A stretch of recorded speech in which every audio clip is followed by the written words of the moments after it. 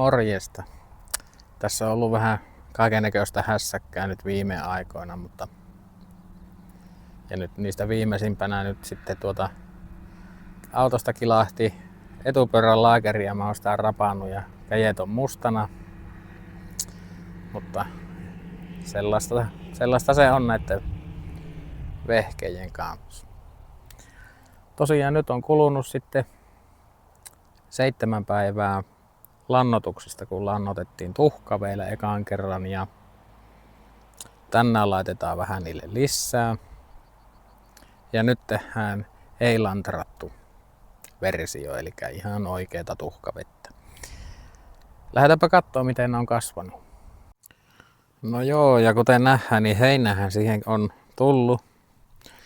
Ei mitään suurta kasvua vielä, mutta pientä. Nämä on kuitenkin tällainen mukavan vihreitä ja sitten tämä tyvi, mikä nousee tältä tämä uuskasvusta, niin tämä on ihan vihreitä ja sitä kannattaa seurailla. Ja tämä on se kasvupiste. Tämä lehtien yhtymäkohta tuo juuri. Se on se kasvupiste, mistä viimeksi poristiin. Ja sitten tämä kasvu on ollut kohtuu tasaista tämmöistä, vaikkakaan ei vielä mitenkään järkyttävää, mutta tässä vaiheessahan ne ei vielä hirveästi kasvakaan. Elikkä nyt tämän seuraavan tuhkalannoituksen jälkeen, niin 3. viikolla on sitten jo odotettavissa sitä, että kasvit lähtee mukavasti kasvamaan. Täällä on tämä meidän isoin yksilö nyt tällä hetkellä. Se on ihan mukavan näköinen ja terve ja hyvän värinen. Ei vielä mitenkään valtavan suuri, mutta siitä se ponnistaa.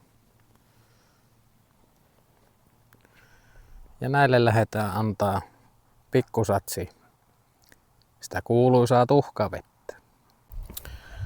Tosiaan täällä on mulla nämä astiat, mitä viimeksi tehtiin, niin ne on ollut mulla tuolla kasvihuoneessa koko ajan. Ja täällä on tuo sakka pohjalla. Tää on ihan täysin kirkasta tavaraa. Ja se, mikä monia huolettaa nyt tämän tuhkaveen suhteen, niin meidän täytyy muistaa sen kanssa kuitenkin muutama juttu. Eli vaikka tämä tuhkavesiliuos on emäksinen ja me tavallaan niinkö lievennetään sitä emäksisyyttä tämän veden avulla. Koska tuo sakka, mitä tuolla pohjalla on, niin siellä on kaikkein emäksisin tavara. Sitten toinen tärkeä juttu, mikä pitää sitten muistaa, on se, että vaikka tämä olisi pH-ltaan siinä 9 ja 11 välillä tämä liuos, niin se ei tarkoita missään nimessä sitä, että jos me annetaan 2-3 desiä tai vaikka 0,5 litraa kasville tätä tuhkavettä, niin se maaperän pH muuttuisi suoraan samaksi.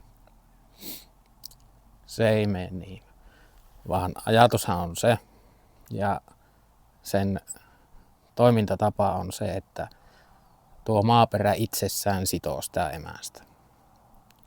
Elikkä meidän pitäisi holovata niin kuin litratolokulla, jotta me saataisiin tuo kasvualusta sitten samaan pH-lukkuun kuin tämä itse liuos.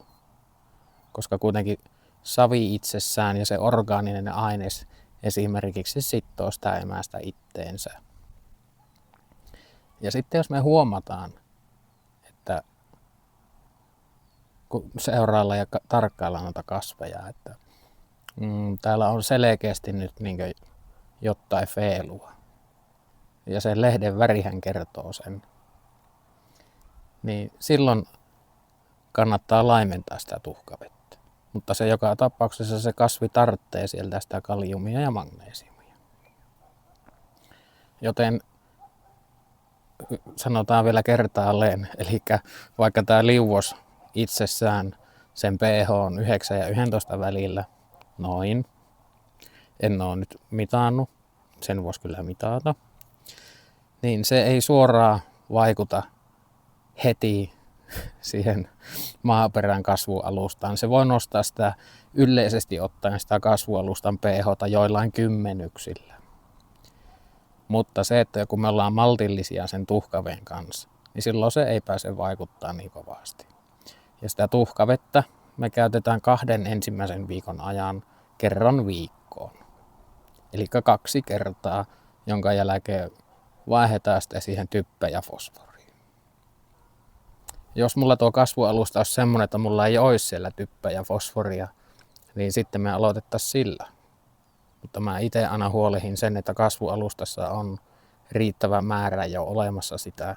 Just sen takia, ei pelkästään sen maan köyhtymisen vuoksi, vaan myös sen yleisen maan kunnon vuoksi.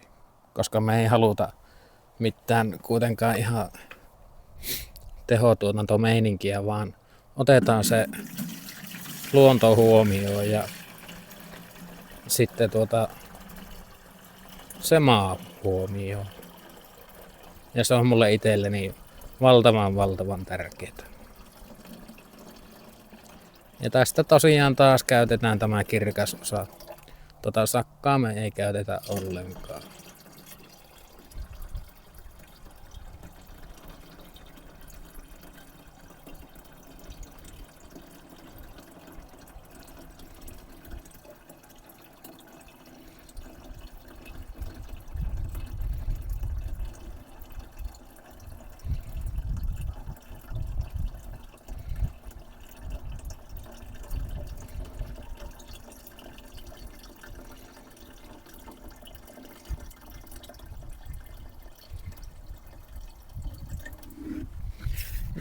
Ja otetaanpa tuosta toisesta sankosta siihen vähän lisää.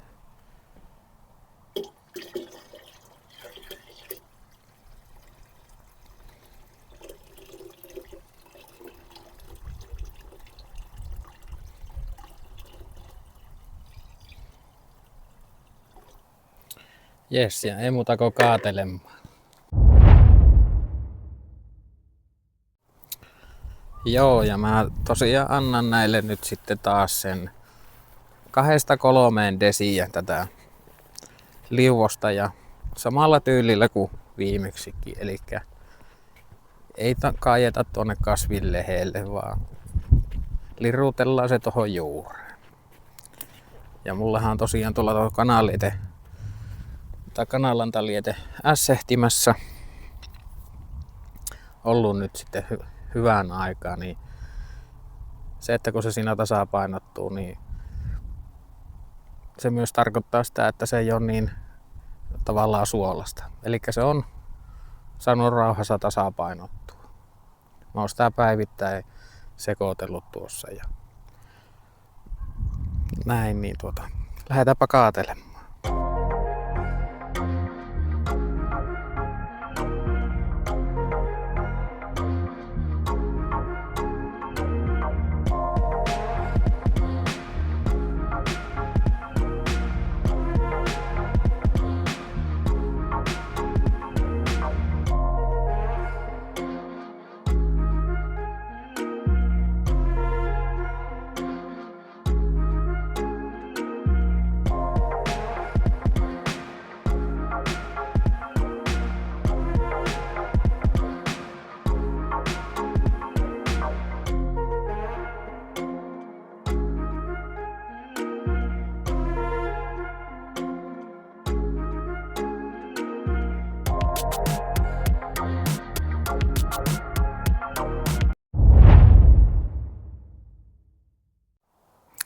Sitten jos sua vielä arvelluttaa edelleenkin se tuhkaveden käyttö, niin sen voi suorittaa myös siten, että jos sä pelkäät, että se on liian vahva se seos, niin sä voit lantarata sen 10 litraa tosiaan toisella 10 litralla vettä, tahi vaikka 15 litralla ja antaa vaan sitten vähän tihiämmin.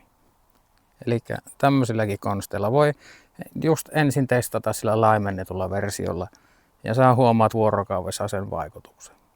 Tupakkahan on siitä kälämikasvi, koska sehän reagoi valtavan nopeasti.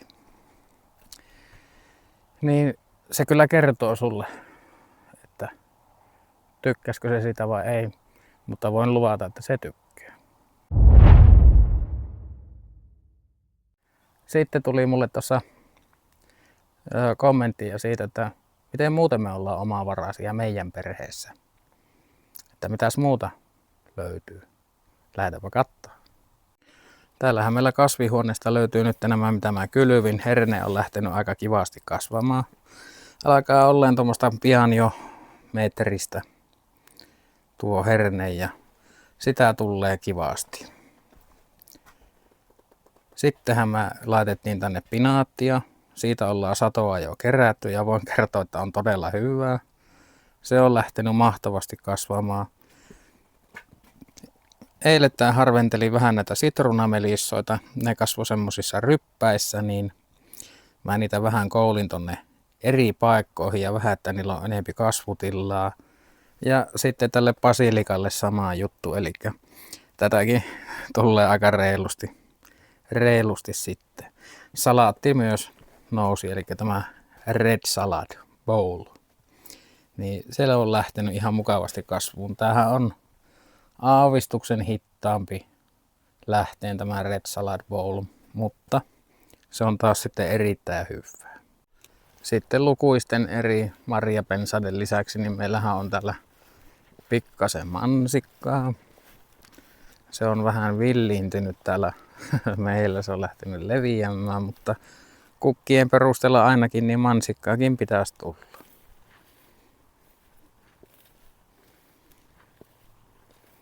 Ja hyvältä näyttää. Täältähän meiltä löytyy sitten viinimarjaa. Meillä on punaista ja mustaa viinimarjaa. Nämä me ollaan itse tähän siirretty silloin aikanaan tähän. Sitten tuolla lavon päässä löytyy lisää viinimarjaa. Siellä on minun Taavetti illistelee. Mennäänpä seuraavaan kohteeseen. Eli sehän on sitten tuo pottumaa. Ja tännehän tosiaan tein silloin niin sanotusti semmoisen hätävaraplantaasin, kun en tiennyt vielä mitä mä siihen laitan. Mutta tultiin siihen lopputulemaan, että me laitetaan siihen perunaa ja peruna on lähtenyt aika mukavasti. Että niin vain sieltä tulee pottua.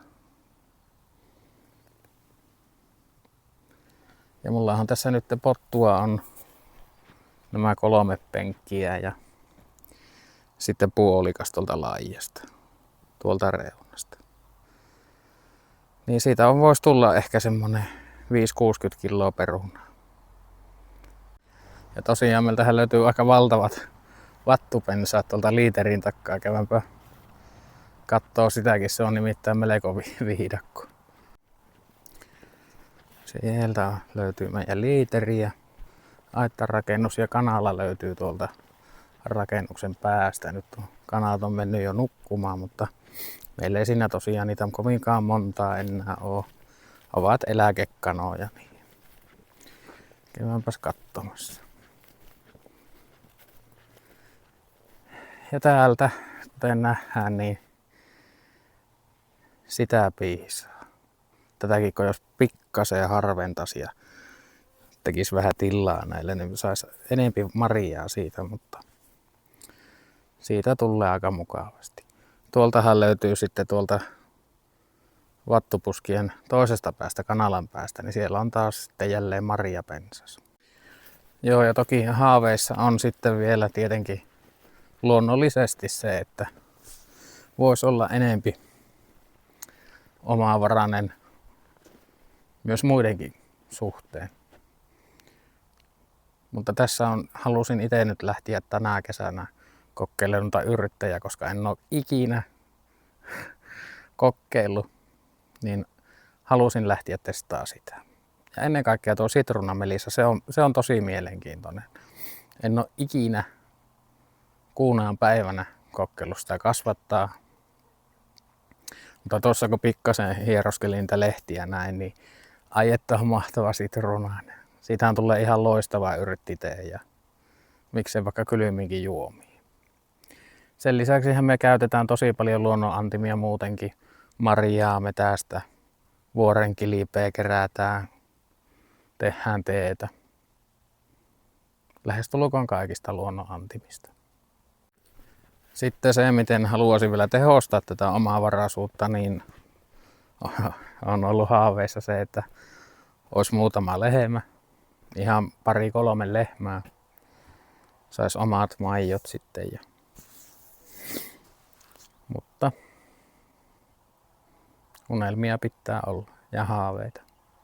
Sitten tietenkin perussipuli, porkkana, miksei vaikka punajuuri, lanttu, tällaiset. Mutta se vaatii sitten jo vähän enemmän resursseja, mullahan loppuu tilukset tässä kesken, niin mennään sillä mitä on.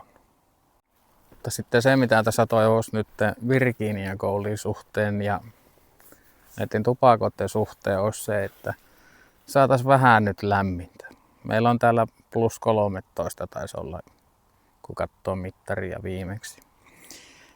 Ja nyt kun siellä ollaan tosiaan meidän kalium- ja magnesiumtasot on varmuudella hyvät.